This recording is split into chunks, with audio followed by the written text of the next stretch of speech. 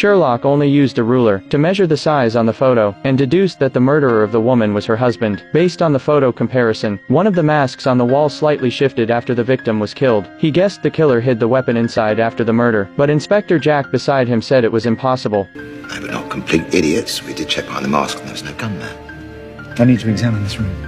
To prove this theory, Sherlock went to the crime scene, and sure enough saw that one decorative mask on the wall had slipped down. Watson, as agreed, drew the victim's husband aside. He immediately stepped forward and removed the mask. Strangely, there was no weapon inside that could kill. Only a nail had come loose from the wall, but this discovery made Sherlock even more certain the man was the real killer of his wife.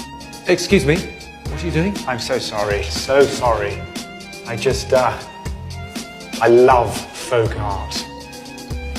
Sherlock confirmed that Inspector Jack was right. The police investigation had always been misled by the victim's husband, which caused the case to remain unsolved for a year. When Mary was shot, her husband immediately chose to call the police, claiming his wife was killed by a burglar. When the police arrived, the burglar had already vanished. From the moment the neighbors heard the gunshot to when the police arrived, only 8 minutes had passed. If the husband Tom was the murderer, he would have to dispose of the weapon and return home within 8 minutes. They did not find the pistol used to kill Mary at the scene or nearby, so Mary's husband was quickly ruled out as a suspect. Inspector Jack always felt Tom was lying, but could never find a clue to prove Tom was the killer, so he had no choice but to ask Sherlock in America to return to England for help. After Sherlock returned to England, he immediately obtained the information provided by the inspector. Based on 2 photos, and the nail beneath the mask, he was able to deduce Tom's entire process of killing his wife. He believed the reason the police could not find the gun was because the killer completely destroyed it after the crime, and to do that only a plastic gun could be used. During evidence collection, police photographed a bottle of milk in the victim's fridge. Sherlock believed this was not milk, but a bottle of acetone solvent that dissolved a plastic gun. First, the killer printed a finely crafted plastic gun, using only a nail as the firing pin to shoot bullets. The nail found in Tom's house during the day had obvious burn marks, which perfectly verified Sherlock's theory. After Tom killed his wife with the plastic gun, he immediately dismantled the weapon, then threw it into the prepared acetone, and then called the police claiming his wife was killed by a burglar. At the same time,